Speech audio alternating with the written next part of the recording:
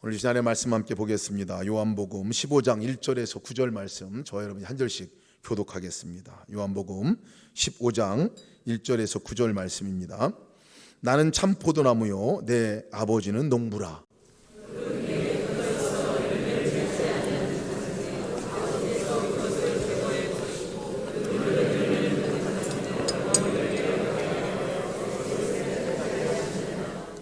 너희는 내가 일러준 말로 이미 깨끗하여졌으니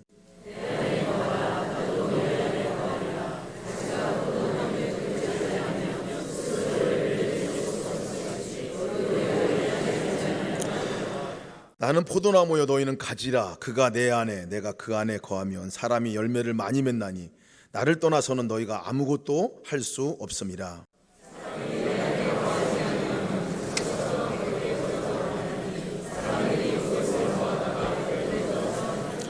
너희가 내 안에 거하고 내 말이 너희 안에 거하면 무엇이든지 원하는 대로 구하라. 그리하면 이루리라.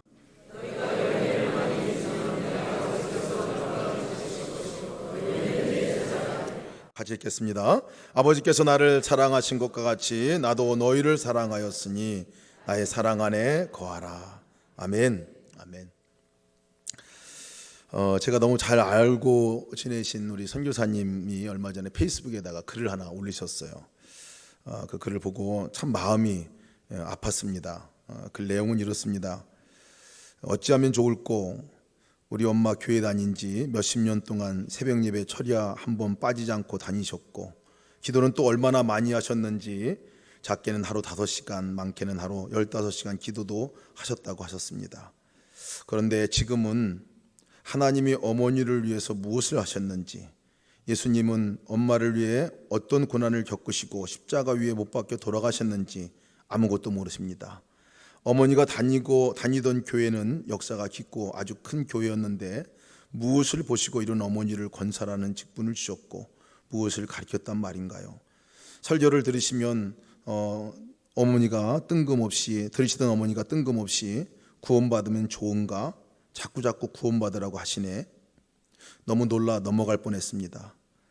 시장을 가려다가 앉아 어머니께 이것저것 여쭤보니 하나님은 그저 복을 주시는 분이라는 것 외에 어머니를 위해서 독생자 예수 그리스도를 이 땅에 보내시고 그 아들을 십자가에 못 박아 돌아가시게 하셨다는 사실도 모르시고 하나님이 누구신지 예수님이 누구신지 모르십니다. 단지 어머니가 알츠하이머성 치매를 앓고 계셔서가 아니라 처음부터 모르셨다는 생각이 크기에 하늘이 무너집니다. 이 세상 교회에 다니시고 연세가 높으신 분들 중 어머니와 같은 분이 없으리라는 보장을 누가 할 수 있으며 이렇게 기복신앙에만 빠져 있다가 그 끝은 어디로 가는 걸까요? 너무나 절절한 간절한 마음으로 글을 올리셨어요. 제가 그 선교사님도 알고 그 어머님도 제가 알고 있는데 글을 보면서 목회자로서 너무 사실 가슴도 아프고 마음이 아팠습니다. 오래 다닌다고 다 구원의 확실함을 갖고 사는 것이 아닌 것을 볼 수 있습니다. 오래 교회 다닌다고 사람이 이렇게 확 달라지고 변화되는 것은 아닌가 봅니다. 그저 복만 구하고 다니고 또 그저 받기만을 갈망하고 이렇게 평생을 교회 생활을 했던 어머니를 향한 이 자녀의 글입니다. 그렇게 다녀도 무엇 하나 바뀌지 않을 수도 있겠구나 싶습니다. 근데 또 오늘 아침에 또 다른 한 권사님을 이야기를 들었습니다. 그 권사님은 오늘 장례 예배, 천국 환송 예배를 드리게 된 우리 이정구 장로님 모친 되시는 고 이정성 권사님이십니다. 오늘 아침에 환송 예배 때 우리 장로님이 유가족을 대표해서 이제 인사를 하시는데 계속 우시면서 인사를 하시는데 그 울음은 감동의 울음이셨던 것 같아요. 2년 전에 새벽기도 나오시다가 뇌출혈로 쓰러지셔가지고 계속적으로 병치레를 하고 계셔야 했는데 어머니가 계속 제일 많이 하셨던 말은 감사합니다라는 말이라는 거예요. 그렇게 힘들고 어렵고 때로는 자녀들이 찾아가지 못해가지고 혼자 있을 시간도 많이 있으셨을 텐데 그때도 가면 여지없이 하시는 말씀이 감사합니다. 그렇게 얘기를 하셨다는 거예요. 간병하는 분들에게도 볼 때마다 감사합니다. 또 오는 사람들에게도 감사합니다. 그래서 늘 이 어머니가 그냥 아버지 하면서 이 아버지와 연합해서 살아가는 삶을 보셨다는 거예요. 어찌 보면 어머니 이 장로님이 보시면서 어머님이 남겨주신 것이 감사합니다 이 단 하나가 아니었나 싶습니다. 믿음의 거장의 어머니다 이렇게 생각이 듭니다. 믿음의 거장의 어머니, 돌아가실 때 자녀들에게 너무나 중요한 유산 열매를 남겨주셨는데 감사하니까 어머니가 그렇게 주님과 연합하면서 아버지한 그 모습으로 정말 힘들고 극심한 고통 중에 있을 때에도 어머니는 감사했습니다 이렇게 말씀을 하시더라고요. 신앙의 연한이 중요한 것도 아닌 것 같습니다. 정말 예수님을 잘 믿어야 할 것 같아요. 예수님과 함께 사는 이 권사님의 신앙의 열매가 있듯이 저희도 이제 자녀들에게 열매를 이제 보여주고 물려줘야 할 텐데 어떤 모습으로 우리 자녀들에게 우리 신앙의 유산을 물려줘야 할까 하는 또 걱정도 있습니다. 저희가 한번 돌아봤으면 좋겠습니다. 저희가 예수님 믿고 정말 나의 삶은 어떤 모습으로 그렇게 변화되어져 있고 또 예수 믿고 나의 삶의 열매는 도대체 뭔가, 우리 자녀들이 알아볼 정도의 열매는 도대체 뭔가 하는 것들은 정말 저희가 점검할 필요가 있습니다.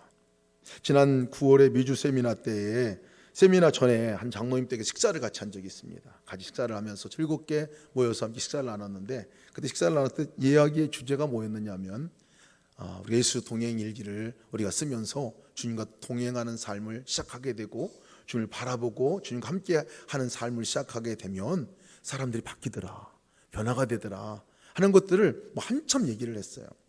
근데 그런데 갑자기 한 목사님 사모님이 아주 눈을 동그랗게 뜨고 질문을 하셨습니다. 너무 진지하게 뭐라고 질문하셨냐면, 목사님 정말 사람이 바뀌나요? 옆에 계신 남편을 쳐다보고 얘기를 하셨어요. 정말 사람이 바뀌나요? 깜짝 놀랐어요. 저희도 그냥 농담이 아니라 진담인 걸 알아들었기 때문에 정말 이 사람도 바뀌나요? 뭐 이런 질문이었어요. 근데 그것과 더불어 나도 바뀔 수 있나요? 하는 그런 절규와 같이 사실은 들리더라고요. 사모님이 목회를 하면서 또 사역을 하면서도 이 변화된 사람을 만나보지 못했던 것 같은 느낌이 들었습니다. 대충 바뀌긴 하지만 진짜로 이렇게 바뀌어진 사람, 변화된 사람을 많이 만나지 못했던 그런 표정이었던 것 같아요. 세미나 내내 강의 끝나면 오셔서 질문하고 또 물어보고 막 그러셨어요. 정말 우리가 바뀌어지는가 하는 문제는 너무나 우리가 중요한 문제이기도 하고 너무나 많이 들었던 문제이기도 합니다. 교회 오래 다니면 정말 저절로 바뀌어지면 좋겠는데 예수님 성품으로 내가 싹 바뀌어가지고 횟수만큼 그렇게 변화가 되면 좋겠는데 참 그러지 않는다는 것이 또 현실이기도 합니다. 여러분들은 어떻습니까? 여러분 말과 행동이 또 표정이 주님 때문에 이렇게 바뀌어진 경험이 있으신가요? 지금도 바뀌어져 가고 있나요? 다른 사람들이 우리를 볼 때 저 사람은 좀 바뀌었어, 저 사람은 정말 예수 믿고 뭔가 바뀐 것 같아, 달라진 것 같아. 여러분 그런 얘기를 혹시 들어본 적이 있으신가요? 신앙의 경력은 오래됐는데 신앙을 오래 믿으면서록 바뀌어지지 않으면 진짜 무서운 사람이 됩니다. 무서워져요. 제자 훈련도 많이 받고 성경 공부도 많이 하고 예배도 빠지지 않고 나오고 기도도 열심히 하고 신앙적 열심을 갖고 했는데 변화된 모습이 전혀 없으면요 이상한 쪽으로 바뀌어집니다. 종교인으로 바뀌어지고 율법적인 종교인으로 바뀌어질 가능성이 많아요. 그리고 그런 경우는 대부분 종교적인 판단으로 다른 사람들을 판단하기가 쉽습니다. 그리고 다른 사람을 정죄하기가 또 쉽습니다. 듣고 배운 게 많기 때문에 그렇습니다. 설교를 들어도요 내 삶이 바뀌어지지 않습니다. 그 설교는 내가 이 설교 좋았네, 오늘 설교는 좀 신통치 않았어, 이번 설교는 목사님 얘기 같아, 본인들 스스로가 나름대로 판단하는 판단으로 나중에 갈 가능성도 참 많습니다.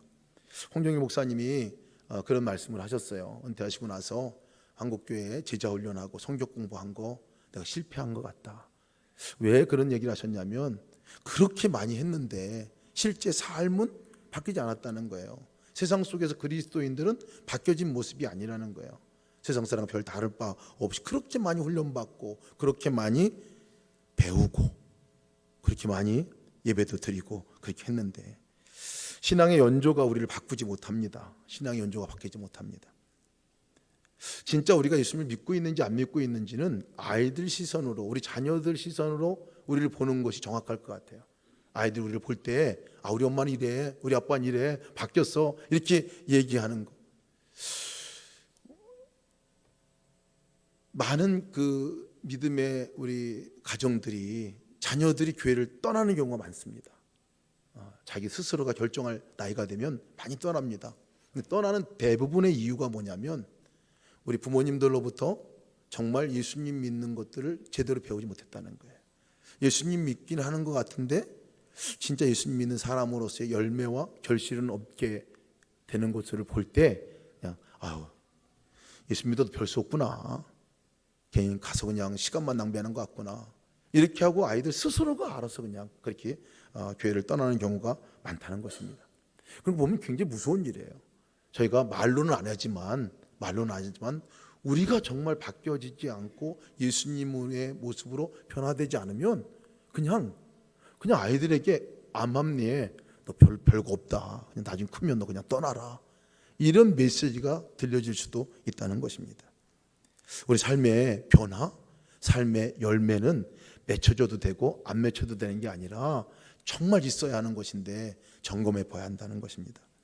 저희 아이들이 저희 아내에게 뜬금없이 어느 날 그렇게 얘기를 했답니다. 엄마가 많이 달라진 것 같아요.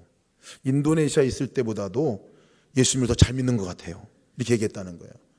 예수동행 일기를 쓰고 예수님과 동행하는 훈련을 이렇게 계속 해온 저희 아내를 향해서 저희 아들이 한 얘기입니다. 그래서 제가 속으로 생각했어요. 그럼 그 전에 어땠다는 거지? 애들이 다 보고 있었구나. 다 보고 있었구나.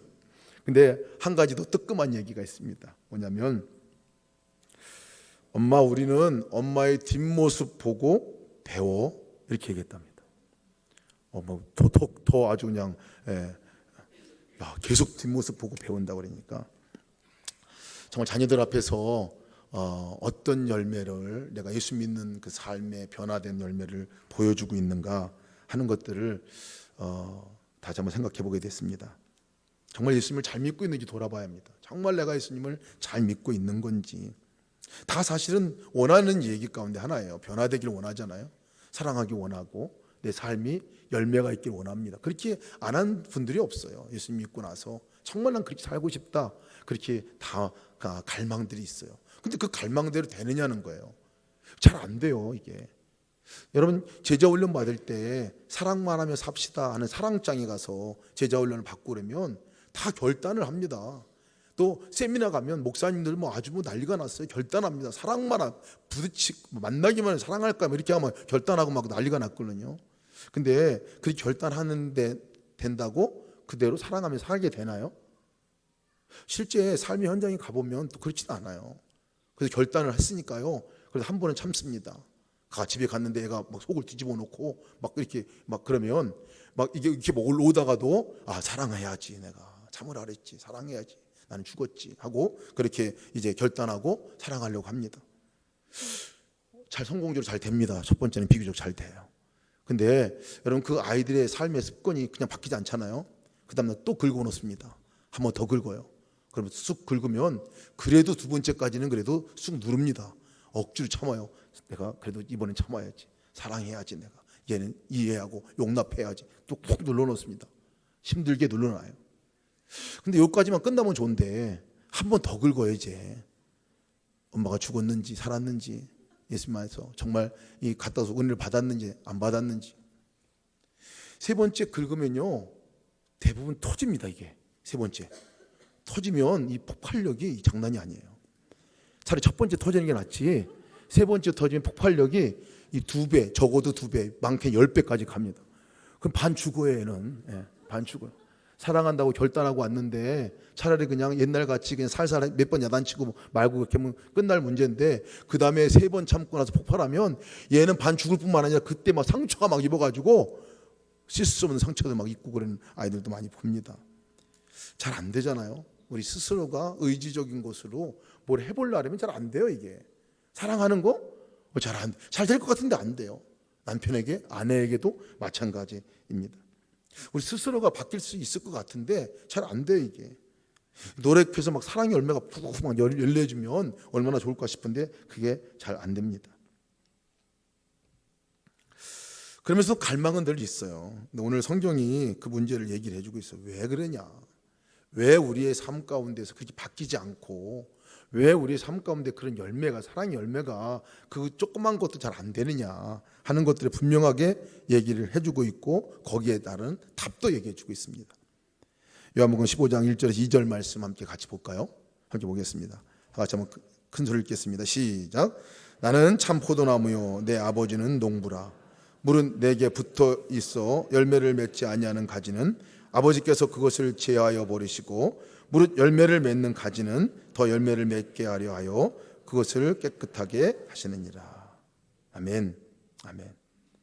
좀 사실 무서운 말씀이기도 합니다. 열매 못 맺으면 가지 확 잘라가지고 버리겠다, 태워버리겠다, 나중에 그렇게까지 얘기하는 거 보면 무섭습니다.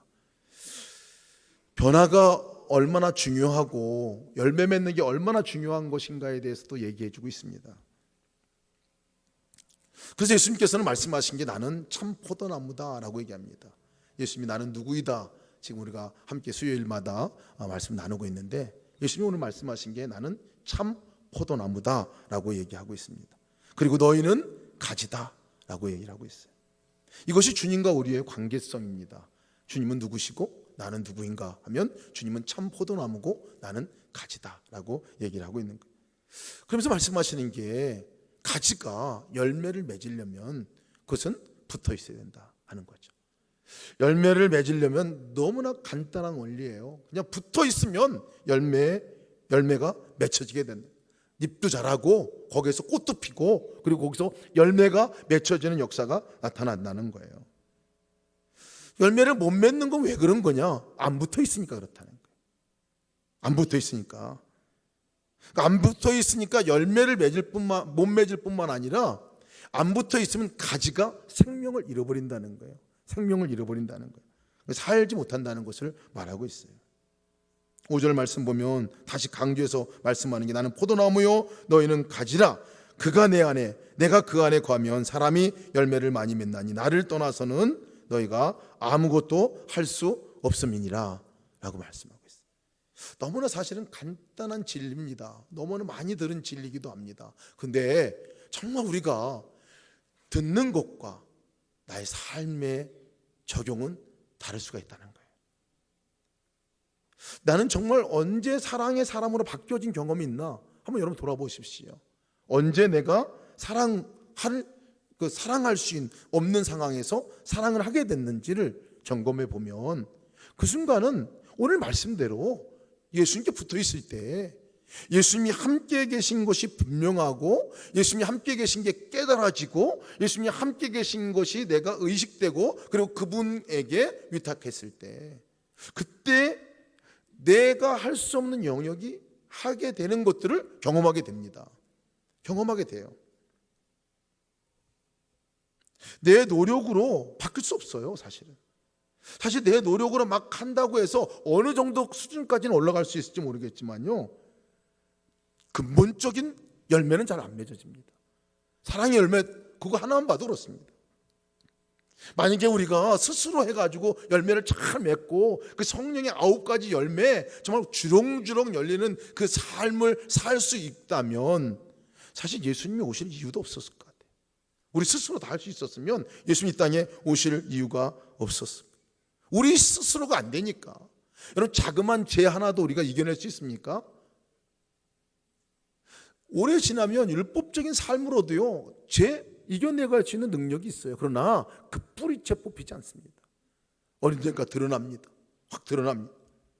참 이기기가 힘들어요. 선을 행할 능력, 도덕적인 수준에서 어느 정도까지 할 수 있죠. 그러나 진정으로 사람을 살리는 일 가운데서 내가 그 일들에 참여하는 일들 우리 스스로 하기가 어렵습니다. 내가 하려고 하다가 대부분 실망하고 절망할 때가 많아요. 작심하고 나간 일일수록 더 그렇습니다. 작심을 세게 할수록 실망도 세게 옵니다. 동행일기 세게 쓰려고 하신 분들이 나중에 안 되면 세게 실망합니다. 그래서 안 되는가 보다 하고 아예 안 하신 분들도 계시기도 한데요. 제가 작심한다고 결단한다고 되는 문제는 아닌 것 같습니다. 언제 진짜 사랑할 수 있느냐? 그렇잖아요. 그것은 노력한다고 되는 게 아니라 내 안에 찾아오신 예수님, 그러니까 참 포도나무인 그 예수님에게 내가 딱 붙어있고 그분과 딱 접속이 되는 그 순간에 사실 우리가 사랑하는 그 수준으로 넘어가게 됩니다. 화를 내려고 할 때요, 다른 사람의 분노가 일어날 때, 원망이 일어날 때 도저히 보기만 해도 화가 나는 그 사람들 사랑한다? 어렵습니다. 내 영역과 내 한계를 벗어나는 영역들입니다. 근데 이 생각이 놀라운 것은요, 그 순간에 주님 하고 주님의 이름을 부르고 주님을 기억하고 주님께 주님이 계신 것 하나만 제대로 인식하더라도요, 마음 안에 상태가 바뀌게 되는 것들을 경험하게 됩니다. 참아집니다. 어느 정도 분노가 수그러듭니다. 더 주님을 바라보고 더 주님과 연합하고 함께 대화 정도 나눌 정도가 되면 그것은 완전히 극복해낼 수 있는 문제가 됩니다. 감정도 내려가게 돼. 스스로가 안 됩니다. 사실 스스로가 안 됩니다. 여러분, 죄를 짓게 되는 순간은 어느 순간이에요? 죄를 짓게 되는 순간은요, 자아가 충만하고요, 정말 내 생각대로 살려고 막 나가고 뭐 정말 이 죄 가운데 내가 한 걸음이라도 들어가는 순간은 여지 없습니다. 여지 없어요. 그 순간은요, 주님이 전혀 생각도 안 나는 순간입니다. 주님이 적어도 그 순간에는 생각이 안 나. 나다가도 적어도 그렇게 그 순간에, 죄 짓는 그 순간에는 생각이 안 납니다. 주님과 멀어져 있으면요, 마치 포도나무에서 가지가 떨어져 나와 있는 것 같이 아무런 포도나무로부터 영향력을 받을 수가 없어요. 그러니까 그냥 죄된 삶으로 살아갈 수밖에 없는 거예요. 여러분, 예수님과 혹시 떨어져 계신가요? 거리가 좀 있으신가요? 10cm? 10m? 1m? 정말 보이지도 않고 목소리 들리지도 않을 정도의 뭐 100m 정도 넘게? 어느 정도 좀 떨어져 있습니까? 붙어 있습니까? 아니면 좀 떨어져 있는 것 같습니까? 잘 곰곰이 생각해 보세요. 몇 cm 정도 떨어져 있을 것 같아요? 어떤 상태입니까, 여러분? 여러분, 10cm 떨어지나 1m 떨어지나 100m 떨어지나 떨어진 건 다 떨어진 거예요. 그런지 붙어 있지 않는 한 그것은 떨어진 겁니다. 제일 위험한 사람이 뭐냐면 가까이 요 정도 떨어져 있는데 붙어 있지 않아요. 거의 가까이 왔어요. 모든 것들을 다 합니다. 그런데 붙어 있지 않아요. 요한에슬레 우리 목사님은 이런 사람들을 뭐라 그랬냐면 almost 크리스찬이라 그랬어요. almost, 거의 그리스찬이에요. 거의 그리스도인. 붙어 있지 않으면 거의 그리스도인 같지만 그리스도인이 아니라는 거예요. 예수님을 믿지만 예수님과 대화가 없는 거예요. 예수님을 믿고 있지만 예수님께 물어보지도 않는 거예요. 예수님을 믿고 있지만 예수님을 바라보지 않는 거예요. 그분의 음성을 듣지 못하는 거예요. 거의 그리스도인들은 머리와 생각과 지식으로는 잘 아는데 실제로는 안 그렇다는 거예요. 함께가 아니면 떨어진 거예요. 두 개밖에 없어요. 그렇죠? 함께 아니면 떨어져 있는 거죠. 근데 우리는 떨어져 있으면서도 함께 있는 것 같이 느껴지니까 문제입니다. 떨어져 있는데도, 주님과 연합되어 있지 않는데도 오늘 함께 있는 것 같아. 여러분, 주님과 함께 있어야 삽니다. 함께 있어야 우리의 삶이 변화가 됩니다. 함께 있어야 우리의 삶 가운데 주님이 주시는 그 진액이 공급받게 된다는 것입니다. 함께 있어야요, 이 함께 있을 때 주시는 열매가 맺혀지는 게 있어요. 오늘 요한복음에 소개하는 그 열매는요, 10장 11절에 다 같이 한번 읽어볼까요? 10장 11절 시작.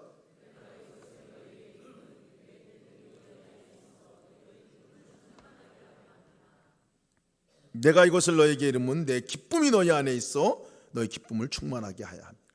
주님은 연합되어 있고 붙어있는 사람에게 나타나는 열매가 이 진액으로 공급받는 그 사람들은요, 기쁨이 있다는 거예요. 여러분, 기쁨이 있다는 거예요. 그러니까 여러분, 붙어있는지 안 붙어있는지 확인할 길은 내가 기쁨이 있는지 없는지를 점검해 볼 필요가 있어요. 여러분, 기쁘신가요? 이렇게 물을 때 그냥 아무 생각 없이 대답하는 사람들은요, 조심해야 돼요. 네. 정말 기쁘세요? 주님 믿는 것 때문에 기쁘신가요? 여러분 삶에는 좀 이렇게 기쁨이 있으신가요? 데살로니가서 5장 16절, 17절, 18절 말씀에도 항상 기뻐하라 말씀하시잖아요. 시말 기도하라, 범사에 감사하라, 이는 그리스도 예수 안에서 너희를 향하신 하나님의 뜻이니라 말씀하시는데, 그리스도 안에 있는 사람들이 당연히 누릴 복에 대해서, 결과에 대해서, 열매에 대해서 얘기를 하고 있는 것입니다. 기쁨이죠. 기쁨인 거예요. 그러니까 저희가 신앙생활하면서 주님을 믿으면서 내가 주님께 붙어 있는지 안 붙어 있는지를 점검해 볼 수 있는 체크리스트가 있다면 기쁨입니다. 기쁨이에요. 내가 근심이 있고 막 두려움이 있고 염려가 충만하고 뭐 이러면 점검해 봐야 돼. 아, 내가 지금 떨어져 있구나, 주님과 이 가지가 좀 떨어져 있구나 하는 것들을 빨리 점검할 필요가 있습니다. 요한복음 10장 10절 말씀에 내가 온 것은 양으로 생명을 얻게 하고 더 풍성히 얻게 하려 하심이니라 라고 말씀하고 있어요.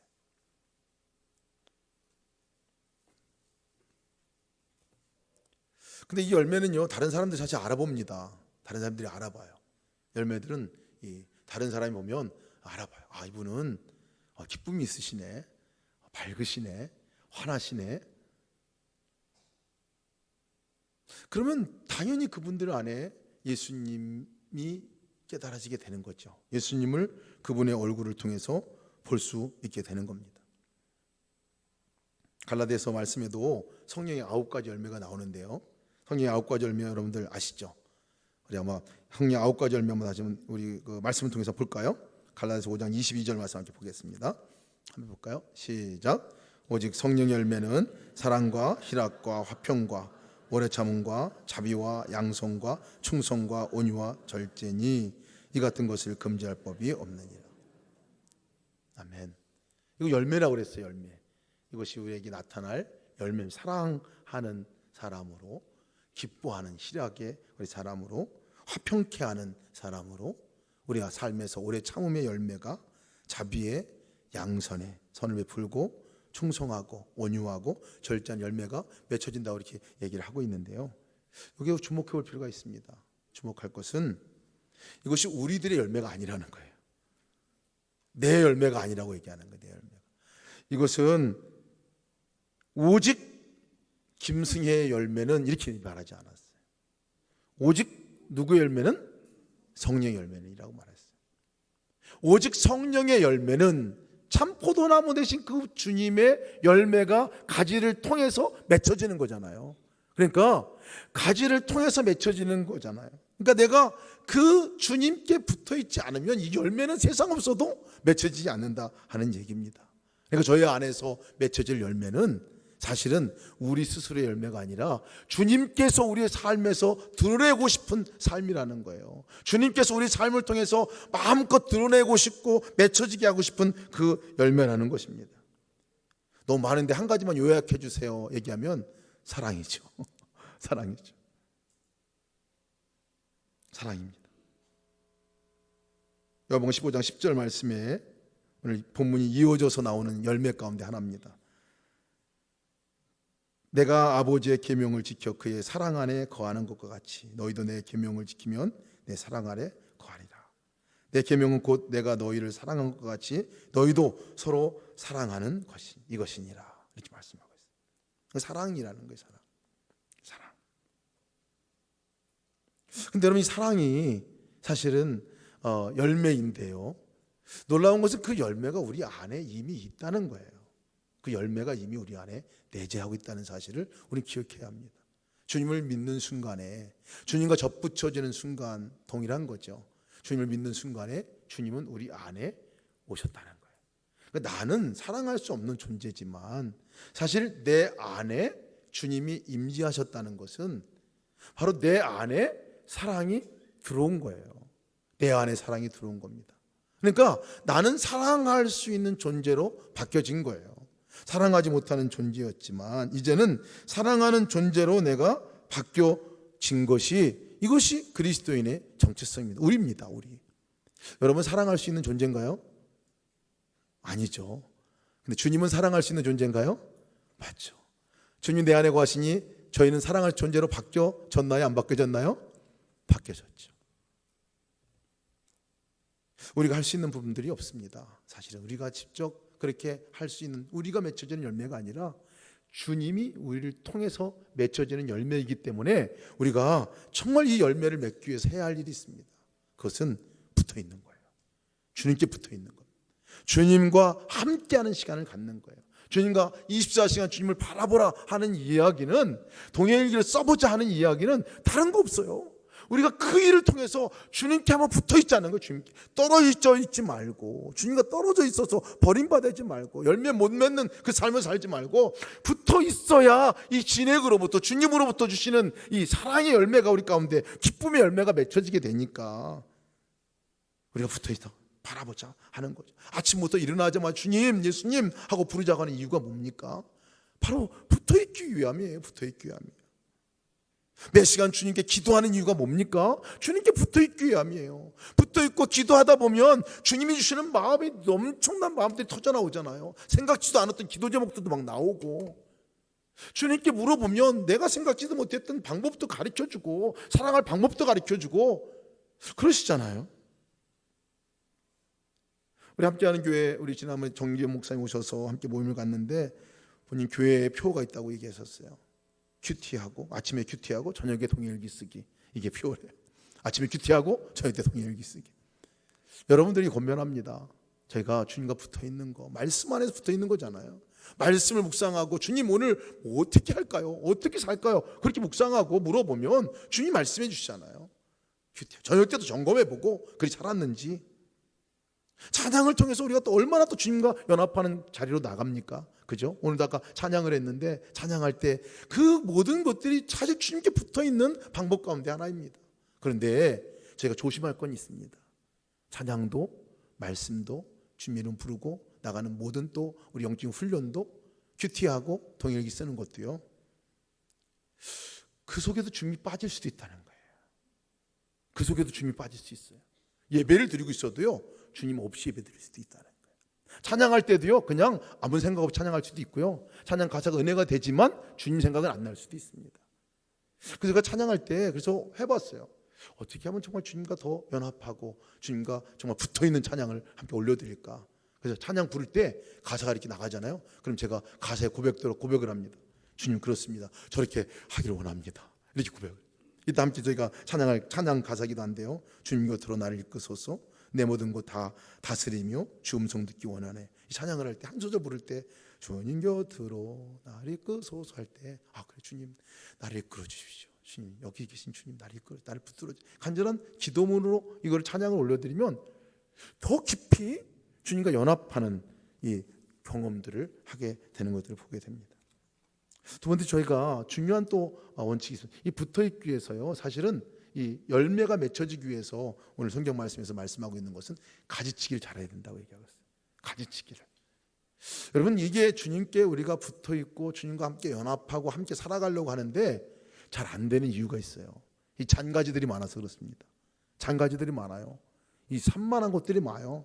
주의 마음 안에, 생각 안에 내가 주님을 생각하고 싶어도요, 자꾸 이 생각 저 생각들이 막 밀고 들어옵니다. 그리고 생각이 아예 그냥 고정할 수 있도록, 생각할 수 있도록 하나를 보고 그것을 집중하는 경우도 많아요. 그것의 강력한 무기가 뭔지 아세요? 우리가 이 가지를, 주님을 바라보지 못하게 만들고 주님을 생각하지 못하게 만들고 잔가지들이 많게 만들어지는 게 이 핸드폰이 그 원인 가운데 하나예요. 핸드폰. 어떤 장로님 제가 우리 주차장에서 뵀는데 코에, 콧잔등에 이렇게 상처가 나셨더라고요. 그래서 제가 당장 물었어요. 얘기했습니다. 장로님, 그 핸드폰 떨어져서 그러셨죠? 그랬더니 어떻게 알았냐고 그러시게. 제가 경험자입니다 그랬어요. 제가 그렇게 이 시간이 없다 하면서도요, 사실은 이게 보면요, 핸드폰 보는 시간 보면 엄청나게 많이 들어가요. 시간이 없다고 하면서도 사실 핸드폰 시간 따져보면 1시간, 2시간 막 가는 경우가 많아요. 잔가지 쳐야 합니다. 잔가지 쳐야. 조금 바쁜 일이 막 생기고 그러면요, 사실 주님 못 바라봅니다. 그죠? 주님께 붙어있는 그런 내 마음과 생각들이 확 산만해지고 깨뜨려져 버리고 말아요. 동행일기 쓰자고 하는 것도 마찬가지예요. 동행을 쓸 때 가장 동행을 쓰기 어려운 이유가 뭐냐면요, 바빠요. 이거예요. 바빠요. 그렇게 세미나를 마치고 나서 목사님들도요, 가가지고 이제 가서 정말 동행일기 쓰면서 주님 바라보는 입 딱 붙어서 내가 살아가는 삶을 훈련하겠습니다 하고 돌아가시거든요. 나중 보면요, 우두둑 우두둑 다 떨어져 나가는 거 보여요. 많이 떨어져 나가. 대부분 원인이 뭐냐면요, 가서 집에 갔는데요, 세미나 끝나고 가니까 가가지고 바쁜 일이 다 한복간에 몰려와가지고 처리할 일이 그거 처리하다가 누구 또 만날 사람 또 몸한테 만나다가 그러다 보면 시간 후딱 지나고 일기 쓸 시간 지나버리고 이런 일기를 못 쓰게 된다는 거예요. 그러다가 한 달 후에 다시 리뉴온 모임을 갖게 되는데 모임에 다시 와가지고 내가 또 못 썼네요. 잘해볼까요? 하고 또 가서 회개 엄청 하고 또 가가지고 한다 그러고 가보면 또 바쁜 일 생기면 그냥 한 달 또 지나갑니다. 한 달 지나가면 아주 양호한 거예요. 1년 훅 지나갑니다. 그러다가 누굴 만나가지고 또 한번 거기 가보자 또 옵니다. 그래가지고 이것을 반복되는 생활들을 보게 되는데 아마 저희도 그렇지 않을까 싶어요. 저희 교회 안에서 아마 예수동행 일기에서 대에서 세계에서 제일 많이 듣는 교인들이 있다면 아마 선화목자 교회 교인들 같아요. 맨날 듣잖아요. 엄청 듣는데 결단도 해보고 그렇게 또 해봐야지. 다른 사람 은혜 받는 사람들 얘기 들어보면 나도 이렇게 한번 해봐야지. 그러다가도요 한 달 후딱 지나가잖아요. 1년 벌써 지나가잖아요. 한 번도 못 쓰고 지나가는 경우도 있습니다. 사실은 마귀가 우리에게 할 수 있는 최고의 전략이 있다면요, 교회 가는 거 못 가게 안 합니다. 교회 잘 가라. 성경 보는 거 열심히 보라 그럽니다. 찬양하는 거 열심히 하라 그럽니다. 봉사하는 거 열심히 가서 하라 합니다. 근데 여러분 그 열심히 좀 지나치면요, 바빠지면 이상하게 그 일은 잘하는데 주님이 안 보여요. 주님이 안 보여요. 주님 못 바라보고 그냥 하게 합니다. 여러분 주님이 안 보인 것이 주님이 의식이 되지 않고 생각이 안 나면 빨리 점검해 봐야 돼. 그놈 그 사단이 들어와서 내 눈을 싹 가려놨구나 하고 생각을 해야 합니다. 왜? 그것만 가려놓으면 우리가 주님께 붙어있지만 않으면 뭐 아무거나 다 해도요 아무런 영향력이 없는데요. 공부를 아무리 많이 한들 성경 공부를 아무리 많이 한들 머리는 커져도요 삶이 변화되지 않는 이유는 이 주님과 붙어있고 주님과 연합하고 주님을 만나고 주님과 교제하고 주님과 함께 살아가는 이것이 안 되면 그럼 끝나는 거예요. 끝나는 거예요. 제가 이것을 소홀히 여겨서는 안 됩니다. 소홀히 여겨서. 왜냐하면 이 열매 맺지 못하는 가지에 대해서 너무나 엄중하게 경고하고 있기 때문에 그렇습니다. 열매 맺지 않는 것이 맺어도 되고 안 맺어도 되는 게 아니라 우리 삶 가운데서는 그 진액을 공급받는 그 열매가 맺혀져야 된다고 분명히 얘기를 하고 있어요. 그래서 그랬을 때고 안 그래도 되는 게 아니라 분명히 그거 가지고 언제 가지가 잘릴지 모르겠어요. 근데 그것에 대해서 분명하게 경고하고 있다는 사실을 우리 알 필요가 있어요. 6절 말씀에도 보면요, 사람이 내 안에 거하지 아니하면 가지처럼 밖에 버려져 마르나니 사람들이 그것을 모아다가 불에 던져 사라니라. 마른다는 거예요. 말라가는 거예요. 저희가 영혼이 말라가고 주님과의 관계가 끊어지면, 단절돼 있으면 그냥 말라가는 거예요. 근데 또 이 본문의 말씀을요 조금 달리 해석하는 사람도 있습니다. 25장 1절 2절 말씀 한번 띄워줘 보실까요? 나는 참 포도나무요 내 아버지는 농부라. 무릇 내게 붙어 있어 열매를 맺지 아니하는 가지는 아버지께서 그것을 제거해 버리시고, 그죠? 요거 아까 말씀드린 내용이걸로요. 제거해 버리시고, 또 무릇 열매를 맺는 가지는 더 열매를 맺게 하려 하여 그것을 깨끗하게 하시느니라 할 때 이 제거한다는 말을 또 달리 해석하는 분들도 계세요. 그렇게 해석하는 분들은 이 말씀이 기록될 당시에 포도나무 재배하는 방법, 그것을 보면 이게 다른 의미가 있다 이렇게 해석을 합니다. 이 제거해 버린다 이 단어의 뜻을 이 원어에 보면 아이로라는 말이라고 쓰여졌다는 거예요. 아이로. 근데 이거 두 가지 의미가 있다. 하나는 제거하다라는 의미가 있고, 하나는 들어주다라는 뜻이 있다는 거예요. 들어주다. 그래서 두 가지 의미가 다 의미가 있다고 얘기를 하는데, 이 들어주다라고 이게 해석을 하는 그 분들은 그 당시에 이 포도나무를 재배할 때 지금은 포도나무 이 정원 밭이 아주 잘 단장되어 있습니다. 기둥이 올려져 있고 뭐 Y자로 딱 해가지고 다 고여져 있고 막 이렇게 되잖아요. 그래서 잘 위에가 가지들이 가지런히 돼 있는데, 그 당시 성경 시대에는 이 포도나무 가지가 되는 게 없어가지고 땅바닥에 다 이렇게 널려져 있었다는 거예요. 그래서 널려져 있어가지고 땅바닥에 나무 가지가 이렇게 내려온 가지가 이제 이 안에 가지가 땅바닥에 닿으니까 거기서 뿌리가 나가지고 결국은 이 열매를 못 맺게 되는 결과가 나타난다는 거예요. 그래서 포도원지기가 하는 얘기가 뭐냐면 이 가지를 들어주는 역할을 한다는 거예요. 가지를 들어줘서 이걸 이렇게 세워놓고 이 가지가 따로 뿌리 내리지 않도록 원뿌리에서 이 저기를 공급받을 수 있도록 그렇게 한다는 거예요. 그래서 다시 또 이게 또 내려오면 또 다시 올려주고 또 다시 올려. 포도원지기 하는 일이 그건데, 여기에서 이 의미는 제거한다는 의미가 들어준다는 의미가 있다 하고 이렇게 해석을 하는 분들이 있습니다. 저는 이 말씀이 꼭 지금 저의 모습을 보고 해석하는 것이 아닌가 하는 생각도 들었습니다. 왜냐하면 정말 제거되어져야만 할 수밖에 없는 그 삶의 열매를 보면 벌써 잘려져 나가고 벌써 제거되어야 될 만한 그 가지 같은 존재인데, 사실은 하나님이 포도원지기로서 하시는 일이 있다면 그 떨어지거나 또 땅바닥에 있을 때 다시 이것을 들어 올리고 또 들어 올리고 또 내려오면 또 들어 올리고 열매가 맺혀질 때까지 계속 변함없이 사랑으로 그렇게 가꿔주시는 주님의 모습이 이렇게 오버랩이 되더라고요. 여러분, 우리 스스로가 열매를 맺을 수 없으니 사실 주님 앞에 붙어 있을 수밖에 없고요. 또 주님께서는 그 일을 맺어갈 수 있도록 계속 우리를 도와주실 거라 그렇게 믿습니다. 제가 주님 앞에 붙어 있지 않으면 죽습니다. 열매를 못 맺기 전에 죽어요. 그러니까 저희가 정말 주님과 동행하는 이 일들, 주님과 연합하는 이 일들은 생명다의 소리가 지켜나가야 할 일이라 그렇게 믿습니다. 포도나무 대신 주님께 붙어 있어서 열매를 풍성하게 맺혀지고 그 열매가 여러분 자녀들에게 유산이 되는 역사가 있기를 주님의 이름으로 축원합니다. 우리 함께 기도합시다. 기도할 때는 우리가 함께 예수 고백 기도 함께 지난번에 같이 드렸었는데요.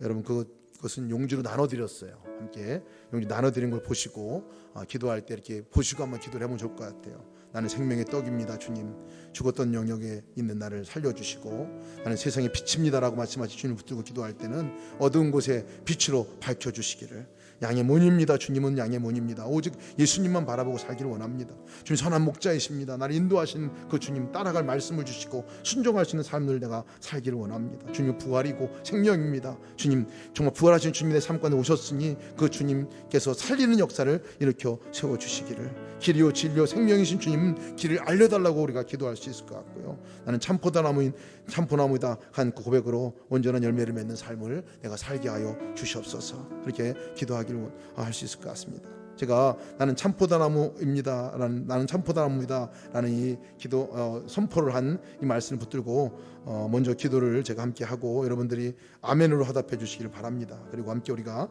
찬양하고 함께 기도하는 자리로 나가겠습니다. 참포도나무에 젖붙여 포도나무 가지로 삼듯이 예수님께서 젖붙여 예수님의 사람으로 살게 하여 주셔서 감사합니다. 평생 주님께 딱 붙어 살아가게 하여 주시옵소서. 우리들의 자녀들이 오직 참포도나무 대신 예수님과 절대로 떨어져 살지 않게 하여 주시옵소서.